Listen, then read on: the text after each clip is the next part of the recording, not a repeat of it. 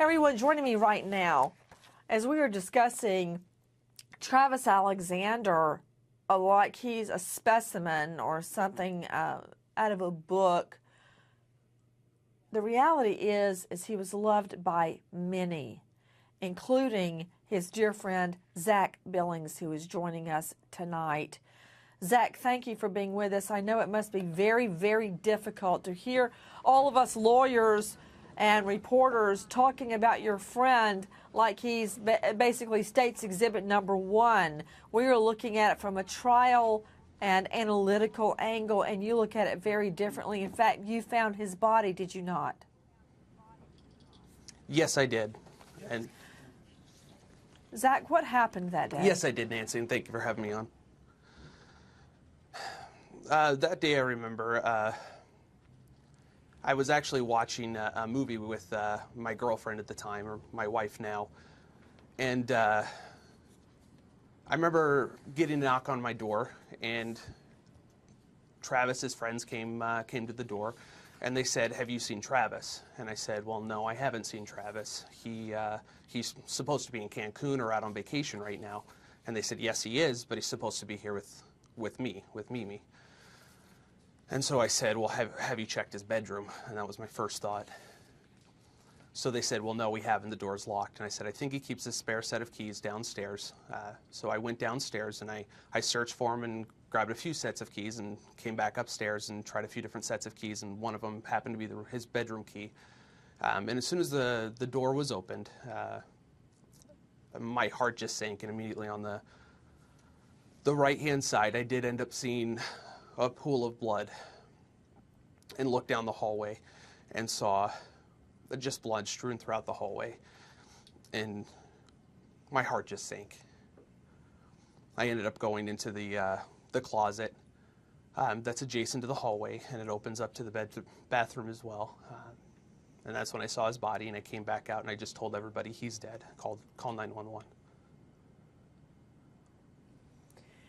When you say that you opened the door and your heart sank, what exactly did you see that made your heart sink?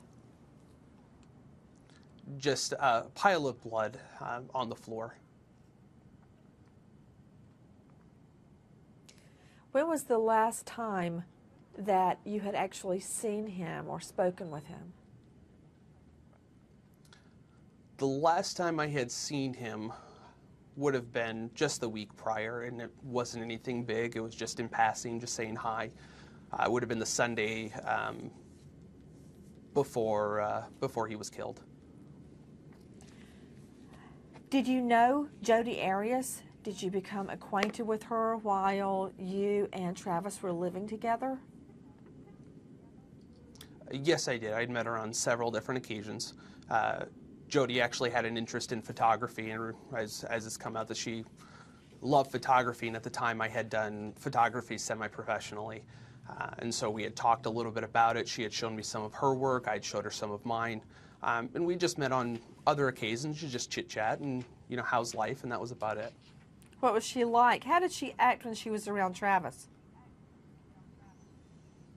When she was around Travis, didn't act any differently than if she was, or at least around me, didn't act any differently than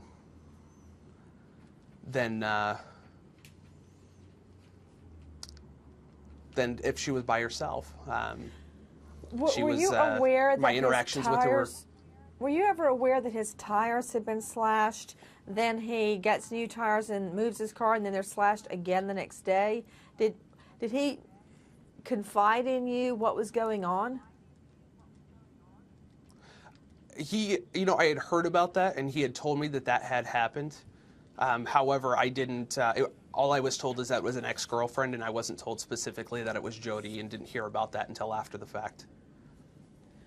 When you saw the bedroom, the bathroom, and confirmed your fears, and you saw his body, his dead body, slumped over in that shower, did you think of Jodi Arias?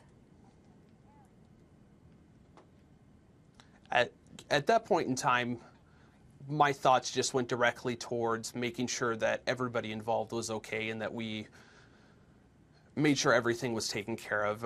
Those thoughts didn't come on until later that When? evening. And So even that very day? after, it didn't come on until after somebody had mentioned that Jodi might quite possibly be involved, and then I started connecting the dots and everything started to make a little more sense. Zach, again, thank you for being with us. When did you see Jodi Arias? When did you first see her after his murder? The first time I saw Jodi after the murder and after we found his body was the following Monday at Travis's memorial service. How did she behave? She seemed a little bit differently. I mean, she came in, she's normally blonde, came in with brown hair. She came up to me, gave me a hug, and brown said, hair. "Isn't this just horrible?" Wait a minute. What did you say about brown hair?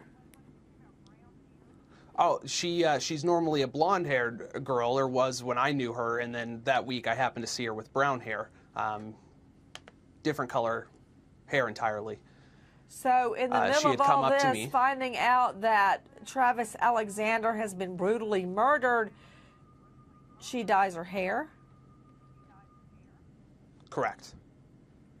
Okay, I'm just finding that unusual, Zach, because I'm a crime victim. When my fiance was murdered, I couldn't even eat. I didn't even want to wash my hair, much less go to a salon and get my hair dyed. Okay, I just find that very unusual. But go ahead. At that point in time, she came up to me and gave me a big hug and just said, isn't this just horrible? I'm so sorry you had to go through that. And she asked me where I was living at the time, and that was about the extent of our interaction after that point.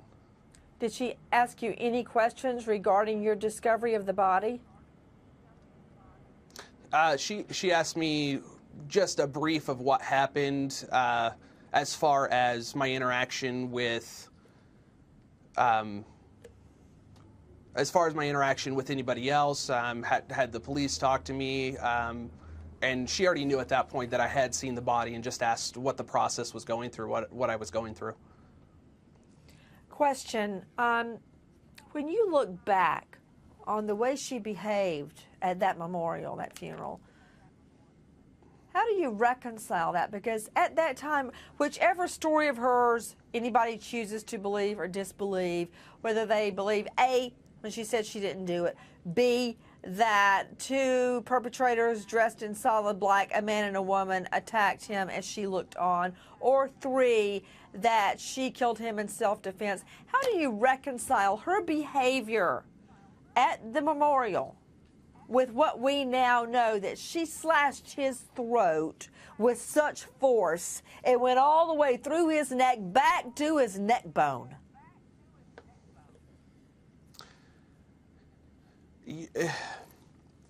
It's hard. It really is hard to fathom her reaction that day and to fathom just how she carried herself that day. If I was in similar circumstances, and let's say it was self-defense, and that happened to me, I would just be in tears. I would not be able to fathom anything. In fact, I was in tears that day. And to see her just nonchalantly, just how is everything and everything else. I want to go back to ZACK Billings, Travis Alexander's roommate. You know, I can recall that I did not want to see, as a crime victim, did not want to see my fiance's dead body, because I felt that that image would be with me the rest of my life. Have you found that discovering Travis's dead body is the image that is sticking with you? Absolutely. It's something that never really leaves you. Anytime it's brought up, I relive walking through that room and seeing everything I saw that day. And it's something that will always be with me, regardless of how much I try to get it out of my head. You know, I was just remembering, just hearing you talk, I remember when I saw the casket at a distance, I actually passed out in the funeral home.